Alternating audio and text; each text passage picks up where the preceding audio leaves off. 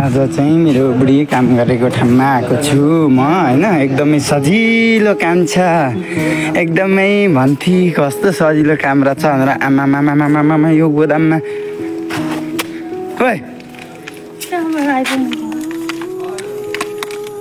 ए के यो चामलको बोरा बोक्नु पर्ने यत्रो काम त खुब सजिलो छ, बसी भनेको होइन।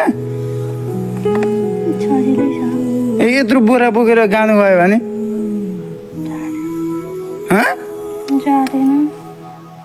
जाँदैन।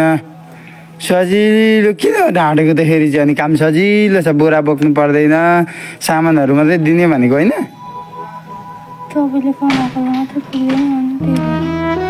तपाईँले कमाएकोले मात्रै पुग्दैन, पुगोस् न तिमीलाई खाँचो त पारेको छैन नि त। अच्छा म किन ढाँटेको त अनि सजिलो काम छ भनेर चाहिँ।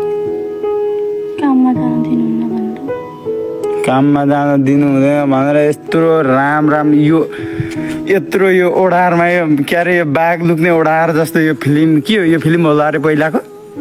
यस्तोमा हेर त डर मर्दो यत्रो। मलाई डर लागिसक्यो, तिमीलाई डर लागेन यो गोदाममा काम गर्न? यस्तो भोलिदेखि आउनु पर्दैन यो काममा, सुनेको? परे होइन खुट्टा भाँचिन्छ आउँछु होइन नि। यत्रो बोरा बोक्ने काम लुलुमा कहाँ लान आँटेको अहिले कराउला ल त लगिहाल। ल आउनु भोलिदेखि आउनु ल। ए केटी त नि लु हेर त लु क्या ए